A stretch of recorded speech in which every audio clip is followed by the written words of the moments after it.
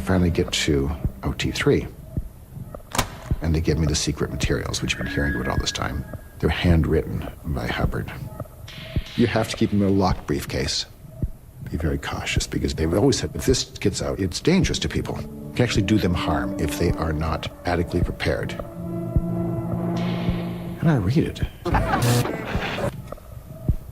And it doesn't make any sense.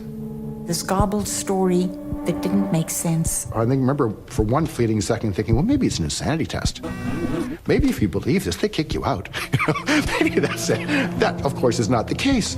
They talk about, the fact that the Earth was created at such and such trillions of years ago, and this guy, space guy. Galactic overlord. This was the prison planet, and people being caught and captured and being brought to planet Earth. And put them in volcanoes and then blow them up with A-bombs. Whoa. I studied geography in school. Those volcanoes didn't exist 75 million years ago. And we have these lost souls all over us, and we have to get rid of them. And I'm going, what? The fuck are you talking about?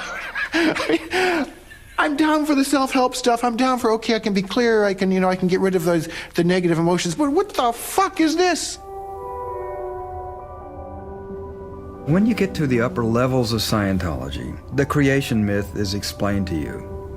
The story is that 75 million years ago, people lived in a world very much like the world of America in the 1950s. People at that particular time and space were walking around in clothes which looked very remarkably like the clothes they wear at this very minute.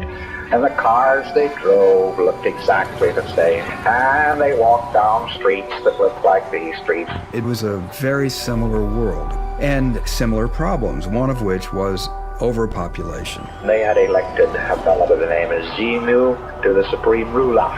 There was a tyrannical overlord of the Galactic Confederacy named Xenu. In order to resolve this problem of overpopulation, he called people in, ostensibly for tax audits, and had them frozen with injections of glycol to their heart. Boxed them up in boxes, threw them into space planes. DC-8 airplane is the exact copy of the space plane of that day. They were flown to the prison planet, Tijiak. It's actually the planet Earth. And these frozen bodies were then dropped into volcanoes. And then they set off hydrogen bombs on the top of each volcano. And their disembodied spirits, these are called thetans, floated out, and they were captured and forced to sit in front of movie screens. With a 3D super colossal motion picture. They were shown images, implants, as Hubbard would have it. Every man is shown crucified. So is the psychiatrist shown crucified. That's how he gets away with what he gets away with. He electric shocks people. And when a child is born, a thetan will leap inside the child's body at that very instant, and it becomes like the child's soul. More than one thetan might crowd into the body. Hundreds or thousands might. They're the source of all of our neuroses and fears and anxieties. Then you are on the E-meter by yourself now. You're soloing.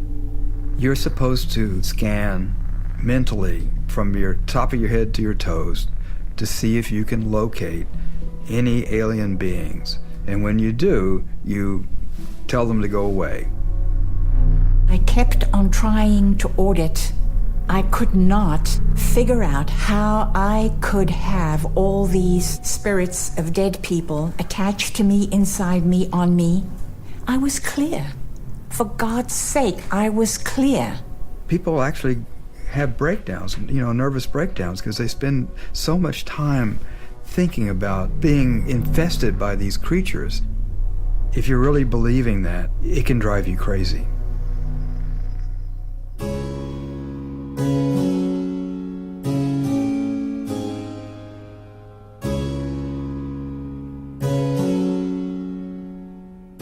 Those years of introspection eventually led me to sincerely considering that I was so bad that I couldn't confront how bad I was.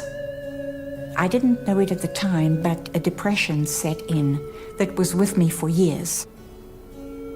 And the worst thing was that LRH kept ordering me to more auditing.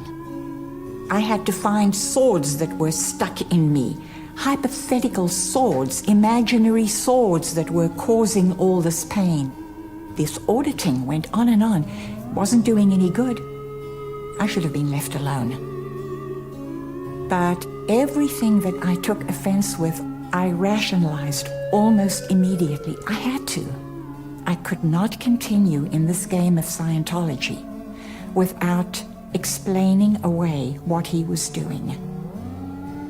It got to be a way of believing, and every one of us got into that.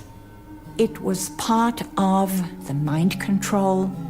It was part of the cultic manipulation. He was the master who did it to us, and we took it on, and then we did it to ourselves. And I learned from it that I would never, ever again, go do the bidding of a tyrant.